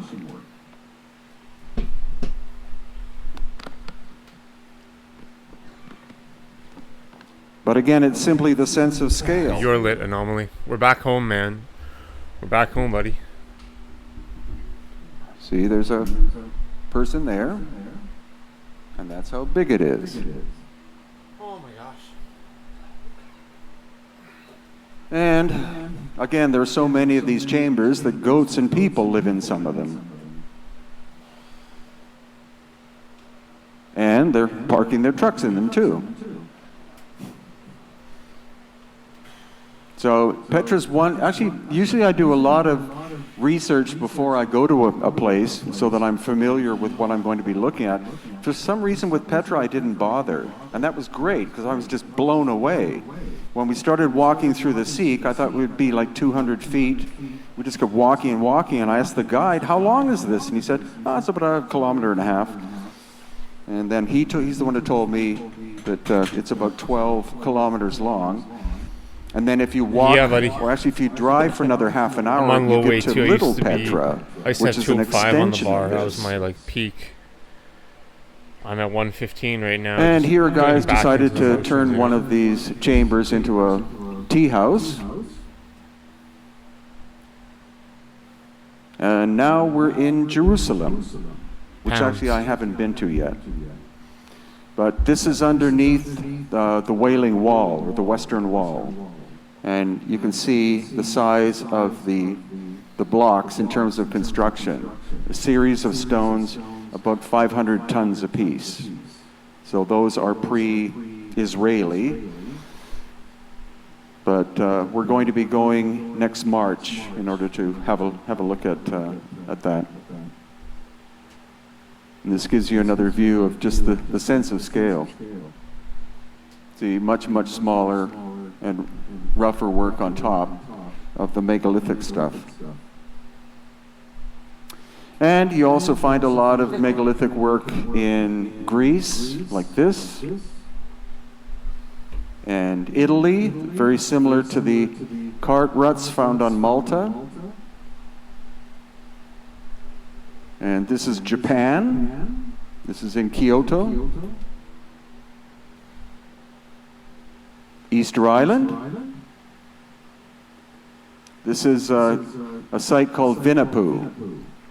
And again, it's as precise a construction as we find in Peru and Bolivian places, whereas all the other work is much, much rougher, done with volcanic stone. So this again shows us that before the Polynesians arrived, somebody was there. And that's what the oral tradition said as well. We were fortunate to be able to talk to one of the elders of Easter Island, who's one of the oral tradition experts. And I said, how far back does human habitation go on Easter Island? And he said, how far back do you want to go? So he said, it was a meeting place, it was a transportation hub for thousands of years, connecting the west coast of South America with Polynesia and even India and places like that, because its original name is the land of weeping waters, because there are these giant lava chambers underneath the island that are natural, but it's obviously, if you're a seafaring people, it would be a strategic place to stop in order to refurbish your ship. And of course, it's been recently discovered that all of the 950 of these statues on Easter Island are one piece of stone and full bodies. So they are buried. Oops, they are buried up to their necks. And there are two styles. You can see here. This is the part of the excavation being done in the quarry. And this is the first one that was uncovered by Thor Heyerdahl and his crew. So that's where it was buried up to. And so we did have Robert Schock with us when we went to Easter Island, and he's, of course, the expert in terms of stone weathering, he's dated the Sphinx at least 10 to 12,000 years old. And when he looked at these, he said, I have no problem in assuming some of these are 10,000 plus years old, based on weathering patterns. And then the buildup of soil and the sloughing off of the material from the mountainside coming down. And the local Polynesian lady that we visited when we went there the first time, I asked her about this, and she said, no, they would do the rough work, and then they would dig a hole and put the moai into the hole in order to be able to do the finishing work. And then I said, and then how would they get them back out again? It's always the simple, pragmatic questions, that like shock tour guides no matter where you go. And let's see. Okay, now we're in Mexico, and there's not a lot of megalithic stuff in Mexico, but there's a little bit here and there. See, these blocks are quite big, relatively. And this is the standard form of construction that you find in Mexico. It's volcanic ash with rough volcanic stone. But this staircase is absolutely incredible. Super tight fitting stone blocks going all the way up. This is basalt, and people like the Aztecs and the Teotihuacan people basically didn't know metals at all. They didn't know bronze, obviously not steel. Most of their tools were made of obsidian, which is glass. And you can't you can't use obsidian to shape stone. So these stones here are a real anomaly as far as I'm concerned, because there's no mortar in between. They interlock beautifully, and then the workmanship on top is really crude. So clearly, whatever this staircase was predates the work done on top of it. And then you have the Tula warriors. Again, Mr. Van Daniken would say that they're aliens. I asked a local guide who was there, and he said they actually represent warriors. of Kukulkan. And they're not impressive in terms of their size. He said this chest plate is a shield, and then the headdress represents the feathered serpent, or Kukulkan, or Quetzalcoatl. And also the so-called ray gun that's in one hand, he said that's actually a very small crossbow that they would use. So it's only about that big. And then, because in the other hand, they're holding on to arrows. So rather than being a laser beam or whatever. Now these are really weird. These are artifacts found in the main museum in Mexico City, and they're from the Olmec area. But this, again, is obsidian, which is a volcanic glass. And this, to me, looks like it was turned on a lathe. So I think they're out-of-place artifacts that were found by the Olmec and other people, and then reutilized for another purpose. These, of course, would be great earplugs. And this giant statue of Tlaloc, again, this is probably prior to any civilization we know of. I think Tlaloc is one piece of basalt weighing 100 tons. And then these spools, which are made of obsidian glass. That's the great thing about doing a tour, is that you almost always have an engineer who joins you. And so, luckily, I can't remember his name right now, but I was looking at these things going, those are perfect. So I asked the engineer to come over, who was a manufacturing engineer. And I said, how do you think those, or do you think those were made by hand? And he said, no, that's impossible. So again, out-of-place artifacts that show up. And that's the side view of what they look like. And they're actually in two different museums, too. And then again, the staircase is kind of megalithic. This is at Chichen Itza. I think it shows signs of cataclysmic damage when we compare it with this staircase, which is kind of crudely made. And again, these giant blocks here, as compared to the really rough work here. And that, of course, is the most famous aspect of Chichen Itza. And the stairs are actually a lot smaller than these ones for some reason. Okay. And this was a surprise. This is a site called Mitla, which is in Oaxaca. And obviously you can see the scale of this column made of basalt. And these header blocks like that, compared to this style of construction. These couldn't have been done by the same culture. This was obviously there first, was inherited, and then they reincorporated it into the wall that they were making. And that's about 10 tons. I think it's, again, the result of cataclysmic damage and was made by a very advanced civilization long before the supposed native builders.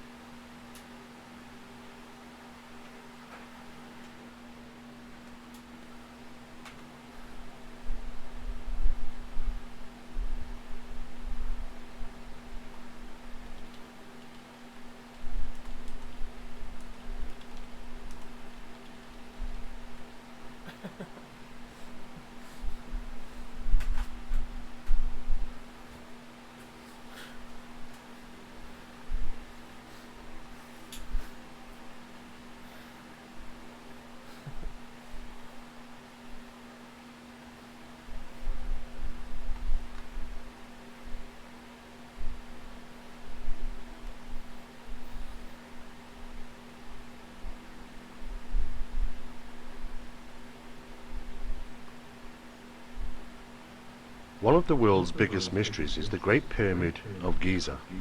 It is the only pyramid on our planet that has 8 sides, and not actually 4. Each of the pyramid's 4 sides are eventually split from the base to the tip by very subtle concave indentations. It is believed that the discovery was made in the 1940 by the British Air Force pilot named P. Groves as he was flying over the pyramid. Groves reportedly noticed the strange sight and took the photograph showing only the shadows that revealed these indentations. Some believe these subtle lines only are visible from above, and at dawn and dusk on the spring and autumn equinoxes. This leads some conspiracy theorists to think that the ancient Egyptians built the pyramids to perhaps communicate with something above. On the east sides of Cheops pyramid, numerous outside blocks have been removed, revealing the huge underneath blocks. These larger blocks would have gone unnoticed if smaller outside blocks had not actually been removed. Even the visible outside blocks are an impressive size, and in some cases providing shelter from the blistering heat of the day. It is estimated to comprise some 2.4 million stone blocks, averaging 2.5 tons each, plus additional blocks weighing considerably more lying deep within the pyramid, where they serve special functions. There are also a number of surface blocks that are identical to those seen in Cusco, Peru. Notice the unusual shaping of these stones on the pyramid, the strange nodules protruding from them. The very same method of shaping these blocks, along with strange nodules, can be found throughout Peru, indicating the exact same method of construction. The stones in the Great Pyramid are placed with organised precision. As we can see on a close-up, precision cuts have been made as part of the overall construction. Today, there are many blocks that have disappeared over the years. However, the Great Pyramid would have had a number of further outside layers, as well as a limestone covering, as we can see the remnants of. This would have been given it a white colouring. It's even speculated that the pyramid tip would have actually been covered in gold, making him such a tremendous sight across the Egyptian landscape. Similar constructions between Egypt and other places, like Sacsayhuamán in Peru, these strange blocks have been talked about by scientists quite recently, debating that if these were actually real rocks or some type of concrete-shaped stones. Analysis on the stones suggests that there is some form of concrete mix within them. Of course, all these blocks from around the world are apparently all been created by using similar tools like this, bronze and copper tools. This is what we've been told, and it also includes the Inca civilization. But the Inca civilization wasn't always where we find it today. They initially lived on the shores of Lake Titicaca. Island of the Sun is one of the main places where you can find Inca-built homes, and if you look at these buildings, you can actually see that they're far from the manufactured and massive stone blocks that we find throughout other areas of Peru. The Inca stone buildings utilized small stones. This is what you refer to as Inca-built. However, it is assumed that other fantastically large stones around Peru was from a previous civilization, referred to as the pre-Inca. However, modern-day scientists and archaeologists still claim that all these large buildings that we see around Peru were in fact all Inca. And as we can see, this is in fact an Inca building, utilizing adobe mud and small stones. You can actually see the adobe mud was actually applied to the stones, giving them a surface covering, you could say. Far from what we might see in other places in Peru, such as Teotihuacan. These huge stone blocks and precision cut were nothing like what the Inca were actually doing around about the same time on their islands where they lived. The Gateway of the Sun is one huge stone that was cut, single block, And unfortunately over the years it has developed a crack in it, through obviously slight land movement. But we can see it's full of precision. You can see that it's cut precisionally, it's lined up to the skies precisionally, and you can see the actual mathematics that were involved in the cutting of this stone. And it's still a mystery how it was even cut in the first place. This is of course a granite stone, a very hard type of stone. We can also see in areas of Peru that there were little small channels cut into these stones, and ridiculously small drill mark holes. Now this edge of this stone is so sharp that it could in fact cut your finger. How they channeled these stones out and how they even cut these small precision drill holes into them, we have no idea. It's not the only type of blocks that are like that are found in Peru. There's obviously the very famous H-stone blocks of Pumapunco, and these fit together like precision. They link into each other like a Meccano set, and creating a very strong type walls, which are also, you know, can stand up to the shaking of the ground of some types of different types of earthquakes that they may have had across the region. The stones are not plentiful. There are only a handful of these H-type stones still around, and they were originally buried. But around those locations there has been skulls which have been dug up around Peru, dug up around these ancient sites, presumably to be pre-Inca. But the skulls are quite different than what you might say are anatomical human beings. They seem to have an elongated skull. Question is, are these actually just down to boarding, shaping the skull from birth, or is it something more? However, scientists have looked at these, though that there has allegedly been analysis carried out. These photographs are taken from the Ica Museum in Peru, and they have said analysis has been carried out, but they didn't have the results, and that went on for many years. But new research, especially from Brian Forster regarding the Paracas skulls, and this is what they're called, would suggest that they were actually born with elongated heads, and does not show evidence of boarding. This is what we said that the Inca people looked like, according to illustrations. Of course, they didn't have any facial hair, but one thing that you will notice is that they did not have elongated skulls. Far different than the Paracas skulls that we've seen. Of course, due to drought, the Inca civilization couldn't stay where they were, and they had to move from the shores of Lake Titicaca and found other places. One of those main places was the Sacred Valley, known as Cusco, and this is a very early photograph of what it might have looked like. But when they got there obviously were other tribes, and other tribes were known as the Wari. This is a Wari construction type wall, very similar to Inca type walls. And as you can see, these were plentiful in that region as well. We believe the two societies actually probably merged. However, there would seem to be evidence to suggest that there was also a civilization in that area before them, probably by thousands of years, and these were referred to as the pre-Inca. As you can see on this build, you can see there's pre-Inca construction at the bottom, but up at the top you can see where there's Inca build been added to it later on. It would seem most of Cusco has been designed in this manner, utilising pre-Inca buildings and adding Inca stones to them. So basically they utilised the buildings that were there, the foundations that were there from a pre-existing civilization. Just as we can see at the Coricancha. Now the Coricancha, which is the first Inca building it's said to be built in Cusco, is said to be at the navel of Cusco, the heart of Cusco, and is round about the centre of it. And there's this unusual wall, which is definitely pre-Inca built, and of course Inca construction around it.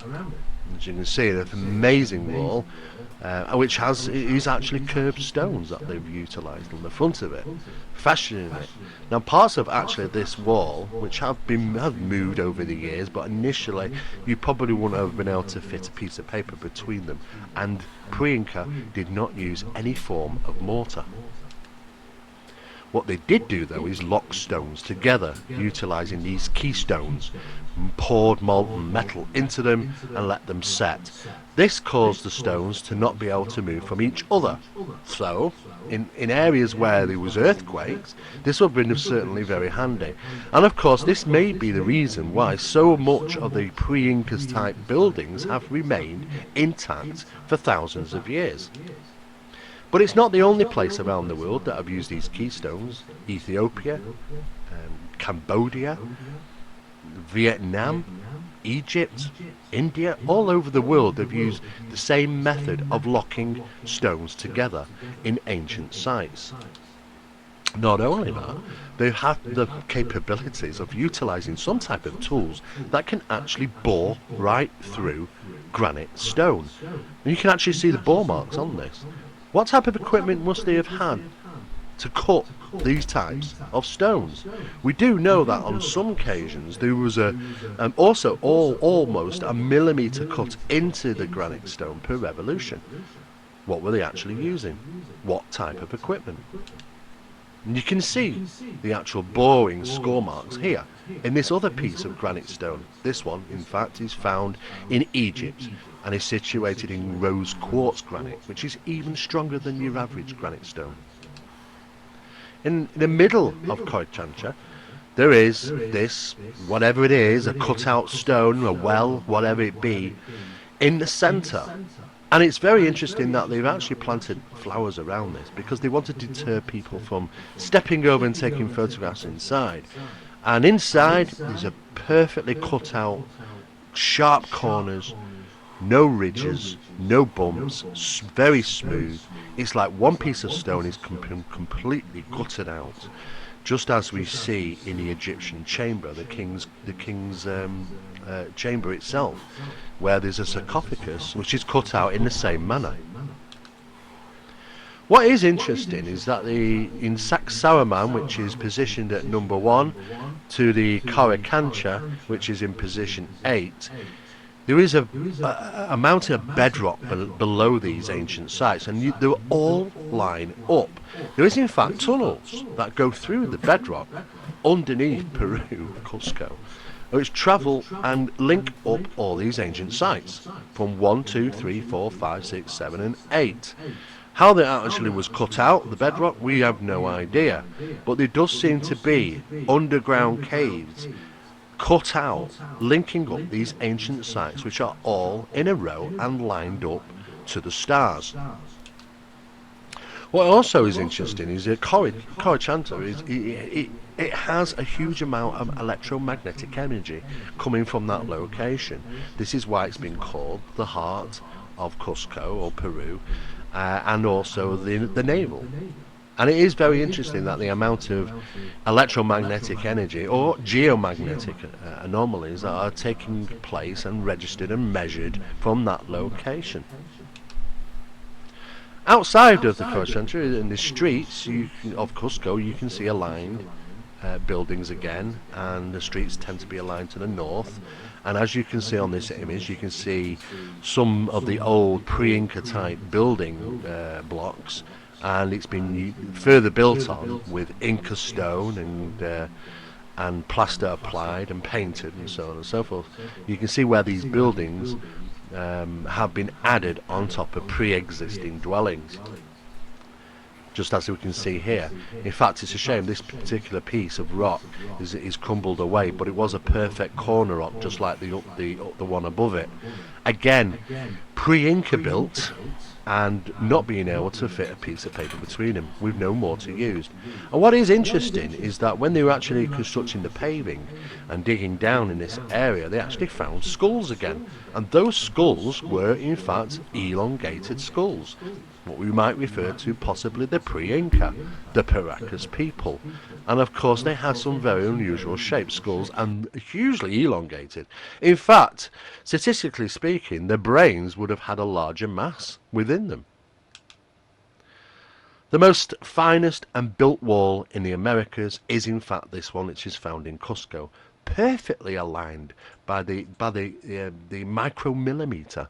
And again, You cannot fit a razor blade or piece of paper between them. No mortar used. A perfect pre-Inca wall, which seems to have lasted for thousands upon thousands of years. To the left of that, you can see earlier type construction and, of course, Inca type construction.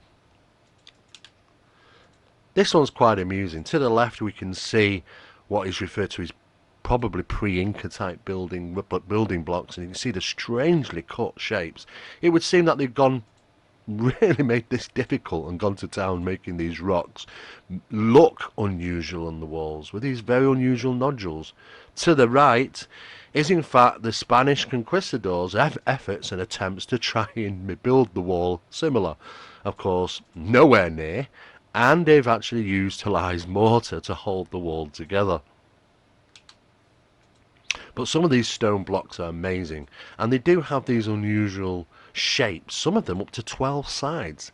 Why would they make it so difficult? Why, they could have just simply used cut straight stones. But they haven't, and they've made them in such a fashion, and each and every stone is bulbous. It's like it has to stand out from the wall, and lots of them have these strange nodules on them again, just as we've seen on the Egyptian pyramid. And as we can see on the close-ups, people have suggested were they a method of moving stones? It's really unknown, but they are found, these nodules on these types of stones, all over Peru, and not just in Peru, other places around the world. It would seem the same architect travelled the planet. But there are hidden messages within these stones, and as we can see, some of these pre-Inca built walls show animals, and we can see from the image this is a puma. And what you're actually looking at on that stone is the actual head of the puma. And these things went unnoticed for hundreds of years. And accidentally, somebody obviously must have realised one day, am I actually seeing some type of image in there? And there are a number of these images hidden within the stonework around Peru.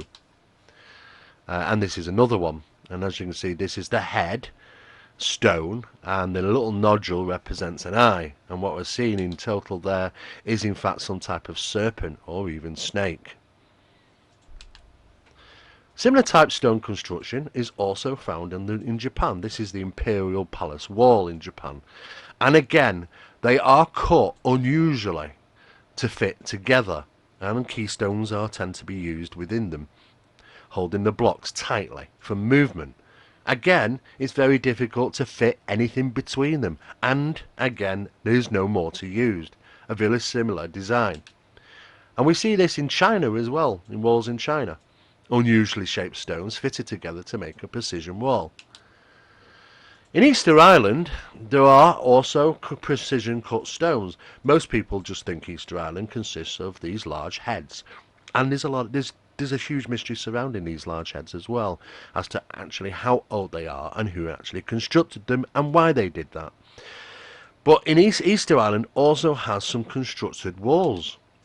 We know from Easter Island, from the images, that most of the heads actually are facing outwards and not actually inwards to land. Most of them do actually face outwards and would have had eyes in them made from plaster and other things that they could manufacture to look up at the sky.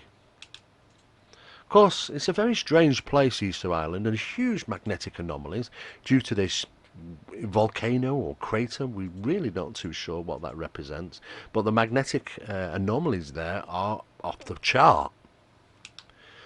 And they do have constructed walls, and as we can see here, just as we've seen in other places around the world, they have these precision cut stones and unusually shaped, and this smaller stone being fitted right in between that makes up the wall. And then we can see precision cut, and again no mortar used, cannot fit a piece of paper between them, and again we're seeing the same type of architecture. Look at this one, this is so tiny, and it is in fact over 2 feet long, so it's a channeled stone, it fits in right through. Precision cut. So why would they do that? Why would they have a stone piece taken out and a tiny piece fitted? It's as if to demonstrate how good and that they could actually do this. And as we've said, the debate over the these large heads, stone heads, aren't actually just heads. There's bodies attached to them, and it's suggested that they may be considerably a lot older than what we're actually told.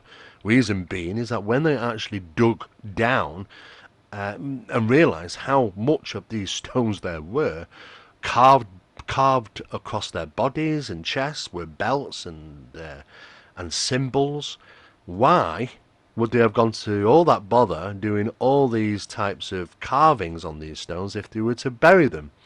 We believe that they were actually buried accidentally. It would seem that the soil around these large heads are in fact some type of silt, as if they were covered by some huge tidal catastrophe thousands of years ago. Believed to be around 12,000 years old. These excavations are still taking place, and new discoveries are still being found throughout Easter Island. And as we can see, when they start digging down, you can see these wonderful carvings across the bodies. And not the only strange discoveries that have been found throughout the last 10 years. The Göbekli Tepe in Turkey seems to be one of the most major discoveries in the ancient world, which predates even the Sumerian culture. And we thought the Sumerians were the first time people that built huge construction buildings and lined things up to the stars and had mathematics and language and all sorts of things. No. In fact, this was going on in Turkey long before. In fact, buried 10 to 12,000 years ago. The age is roughly 14,000 years old. Now, what we actually believe here is that these dwellings and temples, or whatever they are, with these precisionally lined stones to the stars, were purposely buried for some reason. We know the Sumerians, which we initially thought was the first major culture to build these wonderful places, it was around 6,000 years ago, and this is what you call a ziggurat. But Göbekli Tepe is a place which is revealing new discoveries on a daily basis, because it's across the whole hillside, and they're still digging, and still finding new areas. And what we're finding is that the standing stones are aligned to the stars and have unusual markings on them of animals and strange symbols. Also achievable is this. This is allegedly Inca. Their greatest efforts to probably manufacture stone walls very similar to the pre-Inca, and as you can see, there are some good work that the Inca could do, but it doesn't stand up to the test of time when it comes to pre-Inca dwellings. This is a pre-Inca wall, and it wasn't just a matter of the surface that you see. It's also important that they did the work that you don't see, such as behind the wall. The back of the actual stone is just as good and placed as it is on the front. Precisionally cut, both sides. No stone was unturned, excuse the pun. However, this Inca type one stone which was created, as you can see, it's clearly a cheat, because it's not precisionally cut to fit in the wall. In fact, all they cared about was the front and how it looked. However, moving stones aside, you can start to reveal that they were actually cheating. This is, in fact, one of the stones of the Kori Chancha. Now, you can just barely see the joining between these two huge stone blocks. In fact, you cannot fit a razor blade between them. And this is in the inside of the stone, the backside and the outside, so they made no difference in the side you see and the side you don't see. But there are an unusual a number of small obelisk-like types constructions around. This one, small stone, seems to have unusual face and markings on them. It has clearly a featured person with hands and a belt, and this is said to be Viracocha. This is actually situated at Tiwanaku in Peru. And the story has it is that Viracocha was in fact one of the gods. It came from the seas and delivered new information and architecture and agriculture, and taught them many things. And Viracocha was is also written to say that he came from the stars initially. So it's very confusing as to where he actually come from. What is interesting also is the fact that he's described and depicted on these stone blocks with a beard, just as a European, very European looking. And of course, Peruvian people didn't have facial hair, so it's certainly interesting as to where Viracocha actually came from. And as you can see, Cusco is very, very tightly packed. Very small streets, but there is pre-Inca built construction everywhere. And very friendly people, as you see throughout Peru as well, traditionalists, and of course the hillsides are littered with these buildings, tightly put together. The streets also are very tight, and as you can see, just as there are many pre-Inca built wall with Incas type construction on top of it, making it into a home, these walls have been precisionally cut again, and there are so many of them. They're everywhere. If you travel just out of Cusco by a couple of miles, you'll come to Sacsayhuaman. And again, this is said to be an Inca fortress. It clearly is pre-Inca by its built. But the recent information that we're getting back from scientists taking samples from these rocks is that they are actually finding some forms of concrete mixing within them. Thanks for being here. So the question is, are these actual stones made from concrete mould and placed precisionally, or are they in fact cut stones? And you can see the efforts going into these cuts. Some of them are very rounded, but perfectly fitting with the stone next to it. They were also very clever, the pre-Incas, because they also knew how to channel water very well around the city and around their towns. It's good to get And in of the bench course, press water is again. obviously very important for crops and animals and drinking and cleaning and so on and so forth. Some of these rocks are absolutely huge, and how they actually moved, we have no idea. We initially thought that they were quarried from 72 kilometres away, which is actually downhill, so we've had to carry this stone uphill to the actual fortress site. Pleasant Ostrich. The walls are said to have been heated to kind of treated in such a way with heat up to 1,000 degrees Celsius. Now that's what the surface evidence would suggest, but creating a 1,000 degrees Celsius fire isn't just a matter of just dumping a load of sticks and wood together and burning, because you would never generate that type of heat. Again, there are many mysteries, and as we can see, this is Brian Forster actually, this is one of his photographs, and just above him you can see again a wonderful wall and a paw print that seems to be a puma type paw print, which we can see above him.